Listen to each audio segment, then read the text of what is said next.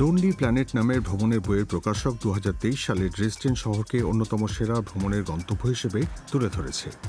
Dresden শহরের আকর্ষণ চিরকালই জানা ছিল। এর 6টা কারণ তুলে ধরা যাক।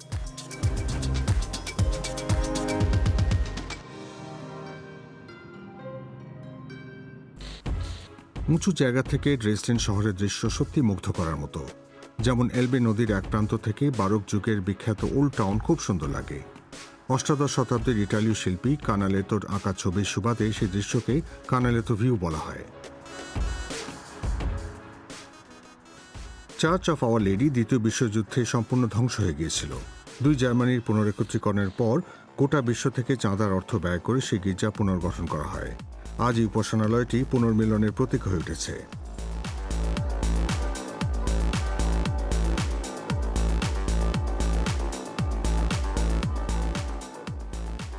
সোম থেকে শুক্রবার দুপুর 12টা নাগাদ গির্জার অর্গানের সুন্দর সুর শোনা যায়। তারপর সেই ভবন ঘুরে দেখতে বিনামূল্যের গাইডেড ট্যুর তো আছেই।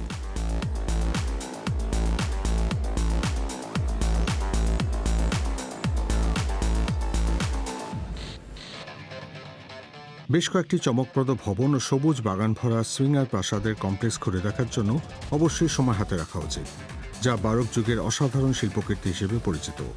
সেটি ড্রেসডেন শহরের অন্যতম বিখ্যাত দ্রষ্টব্য।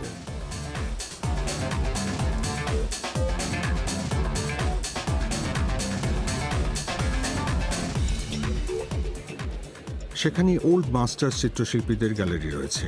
কয়েকশো বছরের পুরানো প্রায় 700 পেইন্টিং সেখানে শোভা পাচ্ছে। সেগুলির মধ্যে কানালেতোর বিখ্যাত ড্রেসডেনের স্কাইলাইনের ছবিও রয়েছে। রাফায়েলের সিস্টিন ম্যাডোনাও সেই সংগ্রহের অংশ। দুই দেবদূতকে চেনা যাচ্ছে। গোটা বিশ্বের অসংখ্য পোস্টার ও পোস্টকার্ডে এই দুই চরিত্রকে দেখা যায়। রয়্যাল প্যালেস ও সেখানকার গ্রিন ভল্টও আবশ্যক গন্তব্যের মধ্যে পড়ে। স্যাক্সনি রাজাদের চেম্বার হিসেবে সেই ভল্টের মধ্যে দুর্লভ অলঙ্কারের অসাধারণ সংগ্রহ রয়েছে। 2019 সালে অভাবনীয় ডাকাতির সময় কিছু সামগ্রী চুরি হয়েছিল। সৌভাগ্যবশত চোরাই মালের অংশবিশেষ উদ্ধার করা সম্ভব হয়েছে।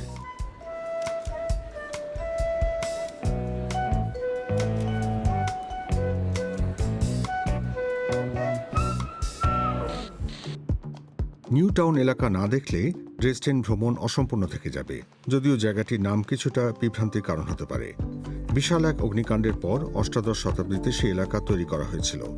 আজ অনেক তরুণ তরুণী সেখানে বাস করেন। অসংখ্য দোকান, ক্যাফে ও শিল্পীদের সমারোহ জায়গাটিকে আকর্ষণীয় করে তুলেছে। ড্রেসডেন শহরের বহুমুখী আকর্ষণের কারণ স্পষ্ট।